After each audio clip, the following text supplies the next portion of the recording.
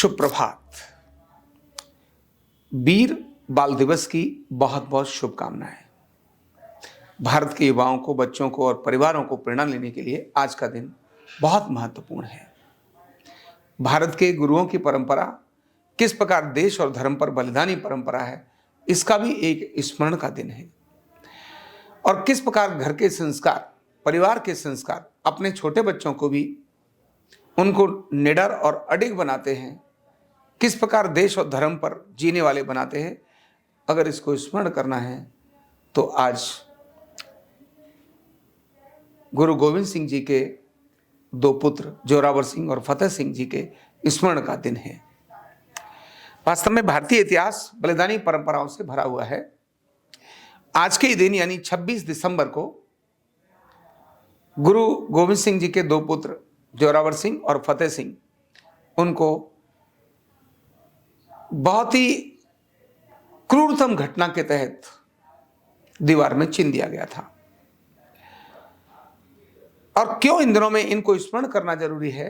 क्योंकि अपनी इतिहास और परंपरा को हमें हमेशा याद करते रहने से हम प्रगतिशील बनते हैं। जब भी हम दूसरों को अनुसरण करने लगते हैं तो वैसे ही बन जाते हैं। हमें अपने को अनुसरण करना है, हमें अपना स्मरण करना है। इन दिनों में जिस प्रकार हम 25 दिसंबर से लेकर के 1 जनवरी तक पश्चिमी परंपराओं का स्मरण करते हैं, क्रिसमस का स्मरण करते हैं, बाकी चीज़ों को स्मरण करते हैं और हम भूल जाते हैं अपने बलिदानी उन कहानियों को वास्तव में जिन्हें हमें मनाना चाहिए। और उन्हीं में से आज है वीर बाल दिवस, जो गुरु गोविंद सिंह जी के पुत्रों के ऊपर आधारित है। बहुत इतिहास की बहुत मार्मिक घटना है। मुगलों का और औरंगजेब के अत्याचार की, क्रूरता की, घिनौने कर्मों की एक बहुत बड़ी ये घटना है कि किस प्रकार औरंगजेब ने अत्याचार किया। उसके शासन में किस प्रकार भारतीयों को सताया गया, परेशान किया गया, किस प्रकार धर्म परिवर्तन करने के लिए जबरदस्ती बलात् लोगों की हत्याएं की गई।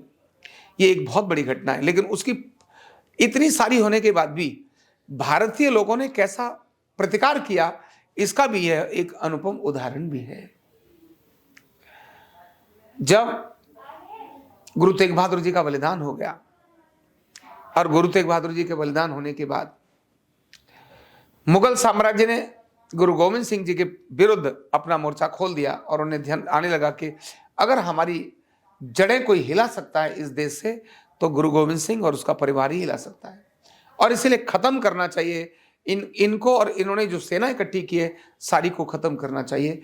ऐसा सोचकर औरंगजेब ने और अभियान किया और गुरु गोविंद सिंह जी को, जो उस समय पर अपने वहाँ किले में थे, उस किले में से उनको बाहर निकलने पर 400 BC के तहत, यानी छल पूर्वक कि हम आपको सुरक्षित निकलने देंगे, सुरक्षित निकलने देने के लिए उन्होंने उसके लिए नियम बनाया। और लेकिन जैसे ही वो निकले उन पर पीछे से हमला करने की योजना बना दी। इसके कारण से गुरु गोविंद सिंह जी का जो परिवार था वो बिखर गया। जोरावर सिंह, फतेह सिंह, जो दो छोटे साहिबजादे थे, ये अपनी मां के साथ अलग बिखर गए और गुरुजी और बाकी दो बच्चे अलग से अलग हो गए। एक पुत्र थे वो नाना के थे, वहां से वो अलग हो गए। जब ये दो बच्चे और मां सुंदरी, यानी फतेह सिंह और जोरावर सिंह और मां सुंदरी, ये दोनों एक तरफ जा रहे थे, इनको ये मुगलों के कब्जे में आ गए। और मुगलों के कब्जे में आने के बाद इनके ऊपर एक प्रेशर बनाया गया। उस समय पर सरहिंद के अंदर ले जाया गया और वहां का जो नवाब था उस बाजिद खान ने इनके ऊपर प्रेशर बनाया कि तुमको धर्म परिवर्तन करना है, इस्लाम को बार कबूल करना है तुमने। अगर इस्लाम स्वीकार करोगे तो हम जिंदा छोड़ देंगे, और अगर तुमने इस्लाम स्वीकार नहीं किया तो हम तुमको मार देंगे। अभी छोटे बालक, कितने छोटे बालक, यानी जिसकी उम्र एक की है 5 साल 7 साल और एक की है 9 साल, तो 9 साल और 7 साल बालक तो देश और दुनिया के बारे में बहुत कुछ जानता ही नहीं। उसको तो अपने घर की बाकी मोहल्ले में से खेलने से मतलब होता है, बाकी तो कुछ होता नहीं। लेकिन क्योंकि ये दोनों बच्चे गुरु गोविंद सिंह जी के थे, इन्हें पता था हमारे दादा का बलिदान कैसे हुआ, इन्हें पता था कि हमारे पिता किस प्रकार से इस देश और धर्म की रक्षा के लिए लोगों के साथ इकट्ठा होकर मुगलों के साथ युद्ध कर रहे हैं, ये इनको पता था। देश क्या होता है, धर्म क्या होता है, इन छोटे बच्चों को ही इनके माँ बाप ने, यानी इनके घर में ही ये सब इनके समझ में आ गया था। और इसीलिए जब इनको कहा गया कि तुम धर्म परिवर्तन करो, तो उन्होंने कहा नहीं हो सकता, पॉसिबल नहीं है। और जब बाजिद खान के दरबार में इनको पेश करने के लिए भी जब कहा गया कि जाओ जरा वहां सामने पेश होना है, तो छोटा गेट जब दिया, उस छोटे गेट के अंदर भी इन्होंने प्रवेश करने से मना कर दिया। बोले अगर ये सिर किसी के सामने झुकेगा तो ये केवल गुरु पिता के, गुरु गोविंद सिंह के सामने या गुरु ग्रंथ साहिब के सामने झुकेगा, मेरी माँ के सामने झुकेगा, इसके अलावा यह सिर किसी के सामने झुकेगा नहीं। छोटा सा बालक, आप कल्पना करिए, उसको कहा जा रहा है तेरे की मार दिया जाएगा, सिर झुकाकर प्रणाम कर, बालक कहता है नहीं, ये सिर नहीं झुकेगा। कितना अद्भुत उदाहरण है। एक तरफ क्रूरता का उदाहरण है तो दूसरी तरफ शौर्य का उदाहरण है। दोनों ही बालकों ने सीना चौड़ा करके कहा तुमको जो करना है वो कर लो, हम इस्लाम कबूल नहीं करेंगे। और उनकी इस जिद को और उस कॉन्फिडेंस को देखने के बाद उस नवाब बाजिद खान ने उनको मृत्यु दंड देने की घोषणा कर दी और कहा कि इनको सरहिंद की दीवार में वहां चिना जाएगा। इतिहास के अंदर ऐसी घटना इससे पहले कभी नहीं हुई थी। इस्लाम के अंदर मारने के लिए धीरे धीरे मारना, यह तो इस्लाम की परंपरा का पार्ट रहा है, तड़पा तड़पा कर मारना। लेकिन दीवार में चिन्हने का मतलब होता है तुरंत मृत्यु न होना, लंबे समय तक भूख प्यास से तड़पते हुए व्यक्ति को और मरना। और वो छोटे छोटे साहिबजादे, वो छोटे बालक अभी अबोध हैं, ऐसे बच्चों को दीवार में चिन्हने के लिए और कह दिया इसको दीवार में चिना जाएगा। दीवार में चिन्हना, कल्पना करते ही पैरों के नीचे से जमीन खिसक जाती है, रूह कांपने लगती है। जब हम अपने बालक के बारे में सोचें, आपका बालक दीवार में चिना जाएगा तो कैसा लगेगा। वो बालक हैं दोनों जिनको चिना जा रहा है और कहा जा रहा है अभी भी सोच लो, इस्लाम कबूल कर लो, माफी कर दी जाएगी। उन्होंने कहा नहीं चाहिए माफी, और दीवार धीरे धीरे चुनने लगी। और ये कहानी है और ये घटना है, ऐसा कहा है कि जिस समय पर दीवार चीनी जा रही थी, उसी समय पर जो छोटे भाई थे उनके ऊपर बड़े भाई की आंखों के 2 आंसू गिरे। और वो 2 आंखों के आंसू गिरने पर छोटे भाई को लगा कुछ गीला हो गया है। उसको लगा इस समय गीला कैसे हो सकता है। उसने ऊपर ऐसे हल्की सी आंखों से देखा तो भाई की आंखों में आंसू थे।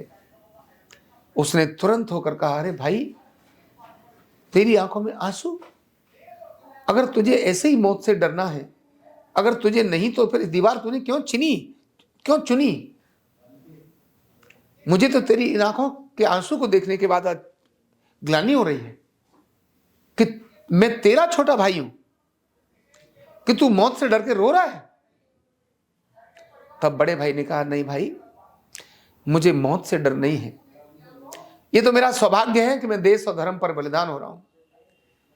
ये मेरा सौभाग्य है कि मैं अपने धर्म के अंदर ही, जिसमें मैं पैदा हुआ था, उसी धर्म के अंदर मैं मृत्यु को वर्ण कर रहा हूं। लेकिन मुझे एक बात का दुर्भाग्य नजर आ रहा है जिसके कारण मेरी आंखों से आंसू आ रहे हैं। और मेरा दुर्भाग्य ये है कि तू इस दुनिया में मेरे बाद में पैदा हुआ, मैं तेरे से पहले इस दुनिया के अंदर आया, लेकिन इस देश पर बलिदान होने का सौभाग्य तुझे प्राप्त हो रहा है, इस देश पर बलिदान होने का सौभाग्य मुझे नहीं पहले प्राप्त हो रहा है। तो मैं इस देश पर बलिदान पहले क्यों ना हूं? तेरे से पहले मैं आया दुनिया में, तो तेरे से पहले ही दुनिया से जाने का ये मेरा जो अधिकार था, जो मेरा जो कर्तव्य था, आज मैं उससे पीछे हो रहा हूं। मैं देख रहा हूं कि तू जिंदा है, तेरे को बलिदान हो रहा है और मैं बाद में मृत्यु को वर्ण कर पाऊंगा। ये सोचकर मेरे मन में दुख हो रहा है। ऐसी अद्भुत घटना भारत की, जो हमारे को स्मरण कराती है अपने देश और धर्म पर बलिदान होने के लिए, हमारे को स्मरण कराती है उन गुरुओं की श्रेष्ठ परंपरा। आज वास्तव में गुरु गोविंद सिंह जी के चारों पुत्रों के बारे में स्मरण करने का दिन है। बेशक 2 पुत्रों को आज के दिन दीवार में चुना गया, लेकिन बाकी दोनों पुत्रों ने भी युद्ध करते करते और अपने को बलिदान कर दिया। गुरु गोविंद सिंह जी का पूरा परिवार जिस प्रकार देश पर शहीद हुआ, आज पूरे भारत के लिए वह एक अनुसरण का और आदर्श का केंद्र है।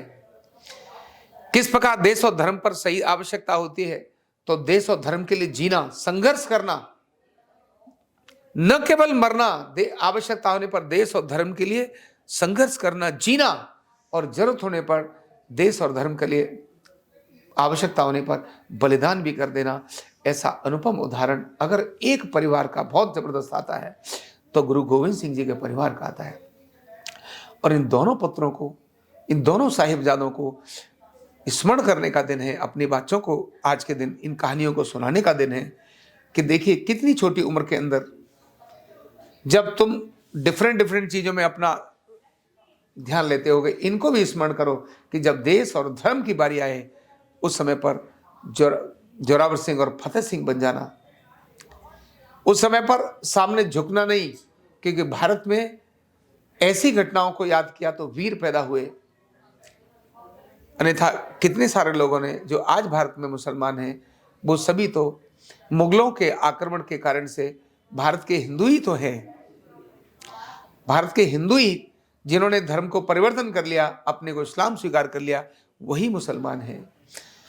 मुगल तो थोड़े लोग आए थे, लेकिन उन्होंने इस देश पर कब्जा किया और जिन लोगों ने इस्लाम धर्म बदल लिया, उन्हीं को लेकर अपनी सेना बनाकर यहाँ पर युद्ध करना शुरू किया। तो आज हमें अपने परिवार को इस बात का स्मरण कराने की जरूरत है।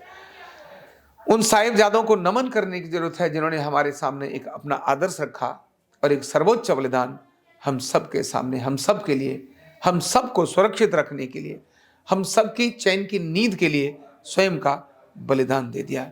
ऐसे महान पुरुषों को, ऐसे सच्चे साहिबजादे जोरावर और फतेह सिंह जी को हम सत नमन करते हैं, प्रणाम करते हैं और बाल दिवस की बहुत बहुत शुभकामनाएं देते हैं। न्यूरोथेरेपी का कंप्लीट कोर्स सीखने के लिए जुड़िए हमारे ऑनलाइन ट्रेनिंग प्रोग्राम से और जानिए करीब 100 बीमारियों का इलाज बिना दवा और बिना मशीन के। इस न्यूरोथेरेपी ऑनलाइन ट्रेनिंग प्रोग्राम से आप घर बैठे बन सकते हैं गवर्नमेंट सर्टिफाइड न्यूरोथेरेपिस्ट। रजिस्ट्रेशन के लिए नीचे दिए गए नंबर पर अभी कॉल करें और हाँ, हमारे वीडियो को लाइक करना, शेयर करना और चैनल को सब्सक्राइब करना बिल्कुल भी ना भूलें। धन्यवाद।